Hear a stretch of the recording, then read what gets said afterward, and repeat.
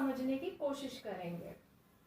पहला है, जो एंटरप्रेन्योर का पैटर्न होता है वो करता है डिसीजन बनाता है और उन्हें अनाउंस करता है। अब डिसीजन बनाने के लिए उसको प्रॉब्लम आइडेंटिफाई करनी पड़ती है। प्रॉब्लम आइडेंटिफाई करने के बाद जो है वो सारे ऑल्टरनेटिव देखता है कि इस प्रॉब्लम को मैं सॉल्व किन किन ऑल्टरनेटिव से कर सकता हूँ। उसके बाद इन ऑल्टरनेटिव में से जो उसका ऑल्टरनेटिव काम का होता है उसको सेलेक्ट कर लेता है और उस पर वर्किंग स्टार्ट कर देता है। लास्ट में जो रिजल्ट आता है उसकी रिपोर्ट बनाता है और अपने सबऑर्डिनेट्स को उसके बारे में बताता है कि अब ऐसा करेंगे तो इसका रिजल्ट ये होगा, इसलिए इस काम को हमें इम्प्लीमेंट कर देना चाहिए, इस स्ट्रैटेजी से काम करना चाहिए। सेकंड आता है स्टाइल सेल्स हिज डिसीजन। जो एंटरप्रेन्योर होता है वो अपने डिसीजंस को बेचता है। कैसे? ये एक एडिशनल स्टेप है क्योंकि वो परसुएड करता है अपने सबऑर्डिनेट्स को, अपने जो मेंबर्स हैं ऑर्गेनाइजेशन के, उन मेंबर्स को सब परसुएड करता है, कन्विंस करता है टू एक्सेप्ट हिज डिसीजन। हम आपकी बात क्यों माने और क्यों आप हमारी बात माने? जब तक हम आपको कन्विंस नहीं कर पाएंगे, परसुएड नहीं कर पाएंगे कि आप इस बात को मान लें, जब तक वो बात आपके मन में नहीं बैठेगी तभी तक आप उसको नहीं मानेंगे। इसलिए जो एंटरप्रेन्योर होता है उसका दूसरा बिहेवियर पैटर्न है कि वो अपने डिसीजंस को बेचता है। वो एक एडिशनल स्टेप है, उसमें वो लोगों को कन्विंस करता है, अपने सबऑर्डिनेट्स को उन्हें परसुएड करता है कि जो वो कह रहा है उस डिसीजन को मान लेने में ही भलाई है। तीसरा पॉइंट आता है present his ideas and invites question open discussion.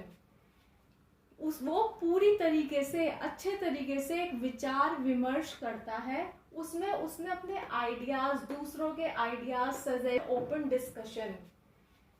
वो पूरी तरीके से, अच्छे तरीके से एक विचार विमर्श करता है, उसमें उसने अपने आइडियाज, दूसरों के आइडियाज, सजेशंस को इनवाइट करा हुआ है कि इसके क्या क्या विकल्प हो सकते हैं, अगर हम इसे ऐसा करते हैं तो क्या रिजल्ट हो सकता है, अगर हम ऐसा नहीं करते तो क्या रिजल्ट होगा। तो सारे cause and prawns and cons समझते हैं, डिस्कस करते हैं। इसमें हम वाली फीलिंग होती है, कोई भी आके सजेशन दे सकता है, सबऑर्डिनेट हो चाहे सुपीरियर हो या कोवर्कर हो, और उस डिसीजन पे पूरी गौर करी जाती है और तब आगे बढ़ा जाता है, क्योंकि यहाँ पे पॉलिसी बनाई जा रही है कि हमें डेवलपमेंट कैसे करना है, आगे कैसे बढ़ना है, औरों से अलग कैसे होना है। नेक्स्ट है present tentative decision subject to change. अब यहाँ पर कुछ छोटे छोटे डिसीजंस ले लिए जाते हैं जो टेंटेटिव होते हैं, उनको हम आगे वर्किंग में कर भी सकते हैं और उनको फिर हम वर्किंग से हटा भी सकते हैं, ऑपरेशन से। वो टेंटेटिव ही इसलिए कहे जाते हैं क्योंकि एक शॉट है, उनकी टेस्टिंग चल रही होती है कि अगर इसको हम 5 दिन की टेस्टिंग करके देखते हैं तो क्या रिजल्ट आता है। नेक्स्ट है present the problem, got suggestions and take his own decision. वो औरों के समक्ष अपनी प्रॉब्लम्स रखता है कि इस टाइम हमारा ऑर्गेनाइजेशन, हमारी कंपनी, हमारी फैक्ट्री इन प्रॉब्लम से जूझ रही है, हमने ये डिसीजन लिया, अब इस डिसीजन को हम आगे बढ़ाएं या निकाल दें, इससे फायदा हो रहा है या नहीं हो रहा। सजेशंस लेता है और उसके बाद जो स्ट्रैटेजी या पॉलिसी बनती है वो उसकी अपनी होती है, उस पे सजेशंस लेने के बाद, उसका एनालिसिस करने के बाद ही डिसीजन लिया जाता है एंटरप्रेन्योर के द्वारा। तो ये उसका बिहेवियर पैटर्न होता है, वो सबके साथ मिलजुल के भी अपने दिमाग से ऐसे ऐसे काम करता है। अब आ जाती है एंटरप्रेन्योर स्किल्स। एंटरप्रेन्योर स्किल्स जो होती हैं वो 4 तरीके की होती हैं। पहली ह्यूमन स्किल्स, दूसरी पर्सनल स्किल, तीसरी आपकी आ जाती है कंसेप्चुअल स्किल्स और फोर्थ है आपकी टेक्निकल स्किल। सबसे पहले आती है ह्यूमन स्किल। ह्यूमन स्किल में पहला पॉइंट है एम्पैथी। एम्पैथी का मतलब कि प्रैक्टिकल अप्रोच के साथ जो एंटरप्रेन्योर होगा वो काम करेगा। उसे रेस्पेक्ट करना पड़ता है सबके अधिकारों को, सबकी सोच को, सबके इमोशंस को, सेंटिमेंट्स को, और होगा वो काम करेगा। उसे रेस्पेक्ट करना पड़ता है सबके अधिकारों को, सबकी सोच को, सबके इमोशंस को, सेंटिमेंट्स को, और चैलेंज लेने के लिए वो हरदम तैयार रहता है, क्योंकि वो जो भी कोई चेंज लाएगा, जो भी स्टेप आगे बढ़ेगा, इनिशिएटिव लेगा, उस एक्शन का कुछ रिएक्शन भी होगा, कुछ उसको फॉलो करेंगे, कुछ उसको जो है क्रिटिकल एनालिसिस करेंगे, उसका क्रिटिकल एप्रिसिएशन होगा।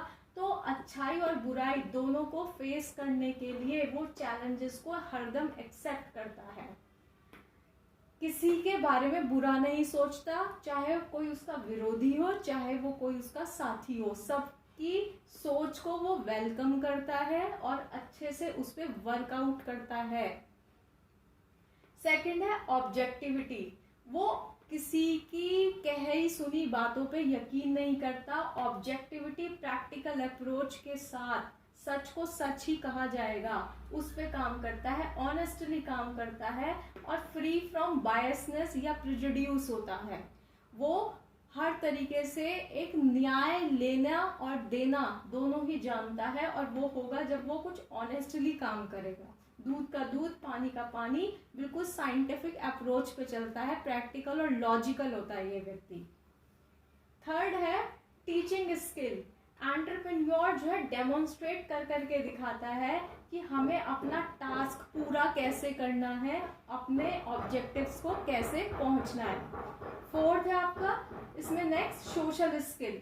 सोशल स्किल में एंटरप्रेन्योर को दूसरों से काम करवाना होता है, तो इसलिए वो फ्रेंडली होता है, सबकी हेल्प करता है, लॉयल होता है, सब लोग उस पर ट्रस्ट करते हैं। तो इसी कारण से वो सोसाइटी का डेवलपमेंट करता है, सोसाइटी में रह के ही काम करता है, और ट्रस्टवर्दी अप्रोच के साथ, प्रैक्टिकल अप्रोच के साथ वो इन ह्यूमन स्किल्स के साथ आगे बढ़ता है, डेवलपमेंट की ओर जाता है उसका ग्राफ।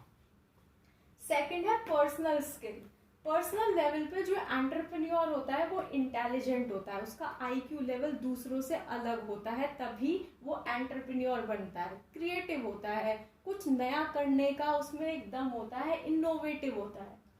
इमोशनल मैच्योरिटी होती है उसके अंदर, उसे लोगों की बहुत सारे विरोध सहन करने पड़ते हैं, क्योंकि जब भी कोई कुछ बदलाव लाया जाता है तो उस बदलाव के लिए लोग जो है आपको पीछे की तरफ खींचते हैं, कोई आपको आगे नहीं बढ़ने देता, तो इससे आपके मन में एक फ्रस्ट्रेशन आ जाती है।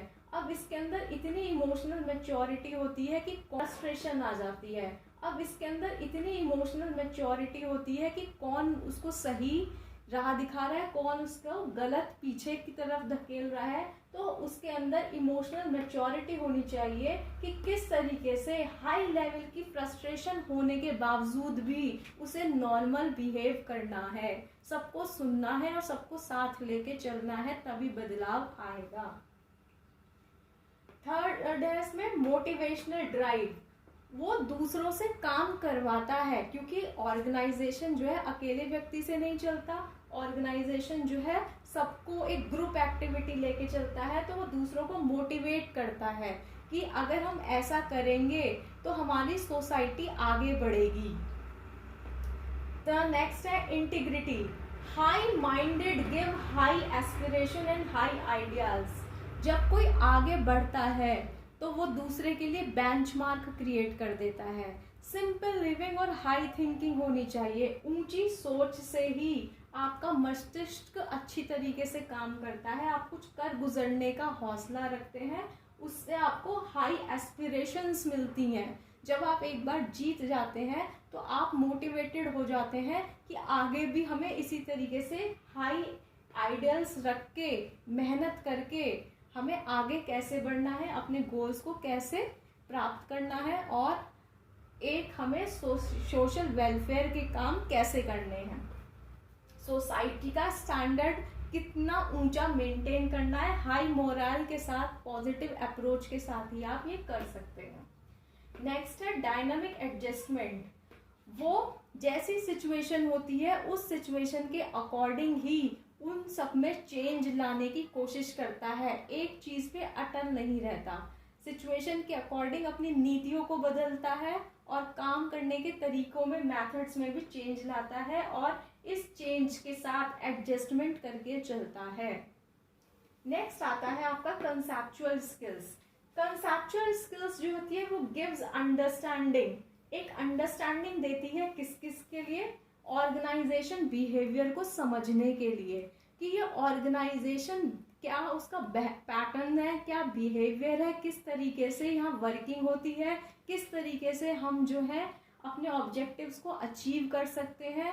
एक अच्छे इनपुट डाल के 5M को डाल के आप अच्छे आउटपुट तक कैसे पहुंच सकते हैं, इसमें क्या बिजनेस साइकिल चलती है, क्या फ्लक्चुएशंस चलती है, कैसी डिमांड है, क्या सप्लाई और डिमांड किन फैक्टर्स पे एक चीज पे अटल नहीं रहता, सिचुएशन के अकॉर्डिंग अपनी नीतियों को बदलता है और काम करने के तरीकों में, मेथड्स में भी चेंज लाता है और इस चेंज के साथ एडजस्टमेंट करके चलता है। नेक्स्ट आता है आपका कंसेप्चुअल स्किल्स।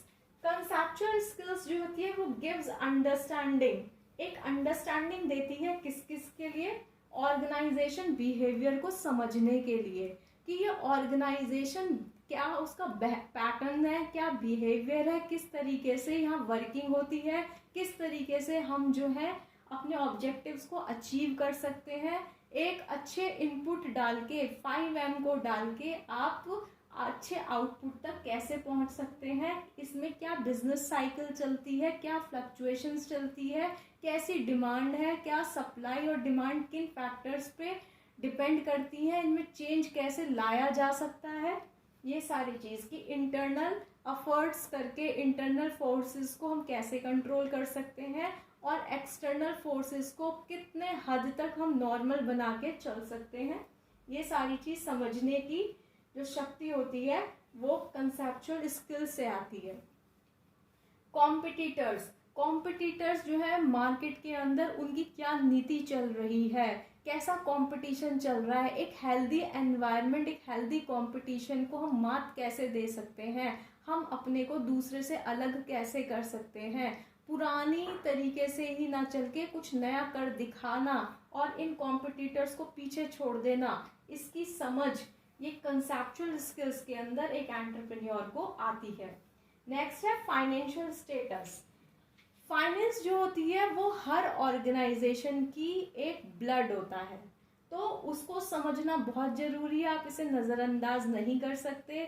जो एक्सपेंडिचर है, जो इनकम है, इनको कैसे बैलेंस करना है, वो कॉन्सेप्चुअल स्किल्स के अकॉर्डिंग ही इनकी फाइनेंशियल स्टेटस की ट्रू पिक्चर कैसे निकालनी है, किस तरीके से उसमें बैलेंस करना है, मिनिमम एरर्स कितने कम से कम कर दिए जाएं, वो सारे चीज़ जो है इन फाइनेंशियल स्टेटस के अंदर समझने की शक्ति एंटरप्रेन्योर को कंसेप्चुअल स्किल्स के अंदर ही आती है। फोर्थ है टेक्निकल स्किल। टेक्निकल स्किल मतलब जैसे कि नाम ही बता रहा है टेक्निकल, आजकल बिना टेक्निक के, टेक्निकल नो हाउ आना चाहिए आपको, जो है एडवांसमेंट की दुनिया चल रही है, मॉडर्नाइजेशन चल रहा है, तो अच्छी प्लांट एंड मशीनरी का यूज़ कैसे करना है, किस तरीके से अच्छी क्वालिटी चल सकते हैं, ये सारी चीज़ समझने की जो शक्ति होती है वो कंसेप्चुअल स्किल से आती है। कॉम्पिटिटर्स, कॉम्पिटिटर्स जो है मार्केट के अंदर उनकी क्या नीति चल रही है, कैसा कंपटीशन चल रहा है, एक हेल्दी एनवायरनमेंट, एक हेल्दी कंपटीशन को हम मात कैसे दे सकते हैं, हम अपने को दूसरे से अलग कैसे कर सकते हैं, पुरानी तरीके से ही ना चल के कुछ नया कर दिखाना और इन कॉम्पिटिटर्स को पीछे छोड़ देना, इसकी समझ ये कंसेप्चुअल स्किल्स के अंदर एक एंटरप्रेन्योर को आती है। नेक्स्ट है फाइनेंशियल स्टेटस। फाइनेंस जो होती है वो हर ऑर्गेनाइजेशन की एक ब्लड होता है, तो उसको समझना बहुत ज़रूरी है, आप इसे नज़रअंदाज नहीं कर सकते। जो एक्सपेंडिचर है, जो इनकम है, इनको कैसे बैलेंस करना है, वो कॉन्सेप्चुअल स्किल्स के अकॉर्डिंग ही इनकी फाइनेंशियल स्टेटस की ट्रू पिक्चर कैसे निकालनी है, किस तरीके से उसमें बैलेंस करना है, मिनिमम एरर्स कितने कम से कम कर दिए जाएं, वो सारे चीज़ जो है इन फाइनेंशियल स्टेटस के अंदर समझने की शक्ति एंटरप्रेन्योर को कंसेप्चुअल स्किल्स के अंदर ही आती है। फोर्थ है टेक्निकल स्किल। टेक्निकल स्किल मतलब जैसे कि नाम ही बता रहा है, टेक्निकल।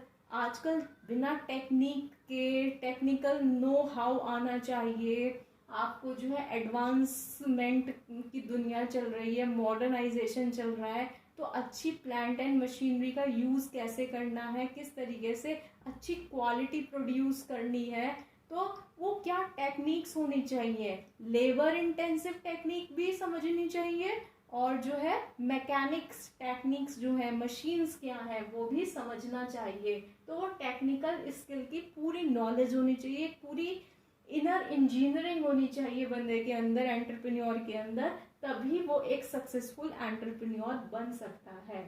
आज के लिए यही।